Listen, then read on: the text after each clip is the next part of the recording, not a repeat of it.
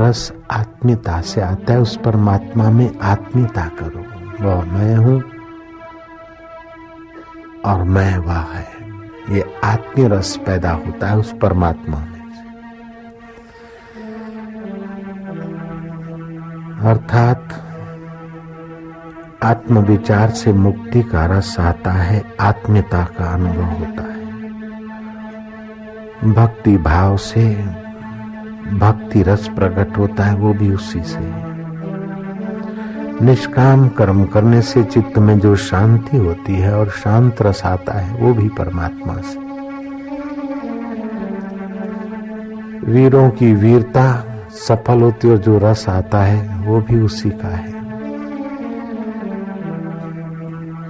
चारों तरफ से दुखों से घिरे हैं और एकाएक निराश होकर थक गए, अब कहीं चारा नहीं, अब मेरे हाथ की बात नहीं। ऐसा करके आदमी निरअहम हो जाता है और एकाएक रास्ता पा लेता है, प्रकाश पा लेता है, सहयोग पा लेता है। वो रास्ता, सहयोग और प्रकाश भी उसी परमात्मा की कृपा है। हम उसी परमेश्वर में गोता मारते जाएं।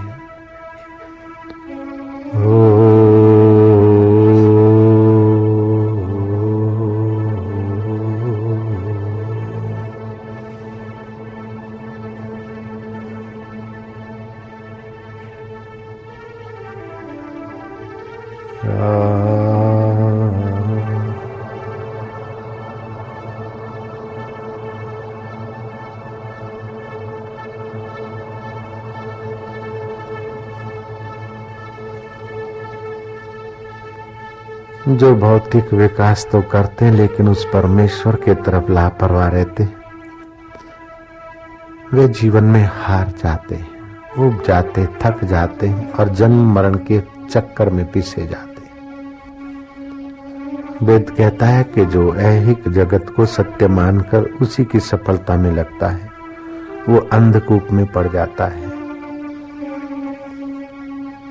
ऐहिक जगत की आवश्यकता है, इसका उपार्जन करो, परिमार्जन करो, परिवर्धन करो, लेकिन साथ में उस आत्मदेव को, परमेश्वर को, सारे सुखों के खान को, सर्व आधार पर ब्रह्म को मत भूलो। प्रकृति के रहस्य खोजते गए लेकिन प्रकृति जहां से सत्ता लाती, उसको भूलकर रहस्य खोजे और उन्हीं के भोग में लगे, अंधा भौतिकवाद हो गया। भौतिकवाद को ज्ञान की आंख चाहिए, परमेश्वर के प्रेम की प्याली चाहिए। भंग भसूड़ी सुरपान उतर जाए प्रभात, नाम कुमारी नानका चढ़ी रहे दिन रात। हरि ओ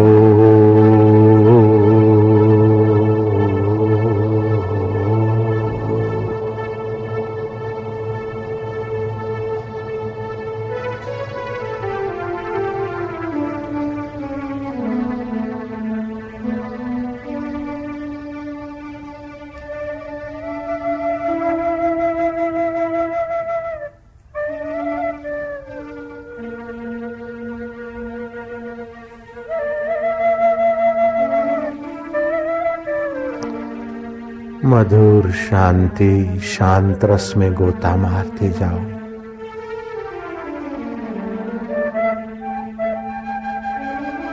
धरती ती धराहा, विषय विकारों का सुख धरा का है। हे कृष्ण, हमें अधरामृत का पान कराइए। कृष्ण ने बजाई बंसी और निगाहों के द्वारा बरसी। ग्वालर गोपियों ने अधरामृत का पान किया। प्रेम भक्ति का प्रसाद भी उसी चैतन्य से आया और भक्त भक्तानियां निहाल हो गए।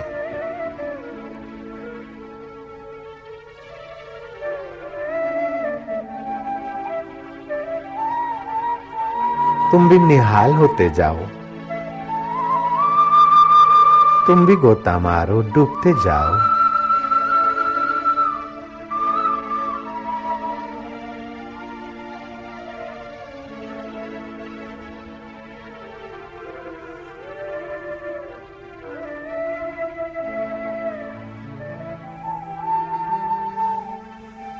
आनंद बरस रहा था, मुझे मालूम न था। मेरे दिल में दिलबर खुदा खुद था, मुझे मालूम न था।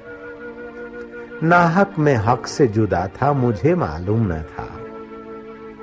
लाख 84 के चक्कर से थका, खोली कमर, अब रहा आराम पाना, काम क्या बाकी रहा।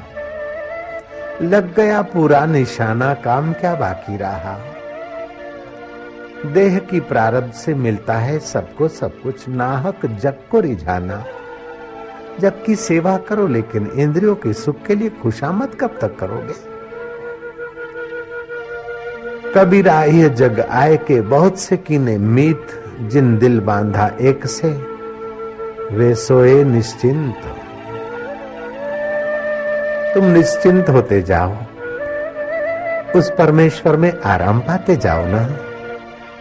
और परमेश्वर में, अल्लाह में आराम पाने से, उस रब में, अकाल पुरुष में, विठ्ठल में आराम पाने से तुम्हारे मन के दोष निवृत्त होंगे और तुम्हें आवश्यक सामर्थ्य और मार्गदर्शन मिलेगा।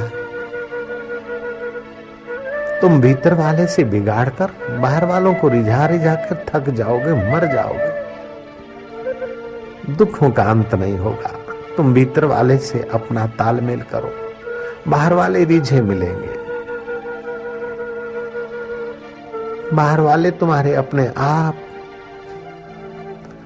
सहयोगी होने लग जाएंगे। तुम ईश्वर के नाते लोगों से मिलो, ईश्वर के नाते लोगों के देवी कार्य में हाथ बटाओ। वाहवाही के लिए नहीं, किसी को नीचा दिखाने के लिए नहीं, अपना अहम बढ़ाने के लिए नहीं, लेकिन उस शांत रस को पाने के लिए निष्काम कर्म करो।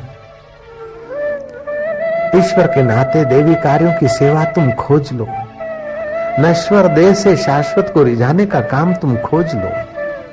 मिटने वाले धन दौलत और सत्ता से अमिट ईश्वर को रिझाने का कार्य कर लेना बुद्धिमानों का काम है। स्वार्थी लोग अपने स्वार्थ में टट्टू हो जाते हैं। अंधे स्वार्थ का नाम जीवन नहीं है। और जितना अंधा स्वार्थ अधिक होगा उतना चित्त अंधतम में पड़ेगा, शास्त्र कहते हैं।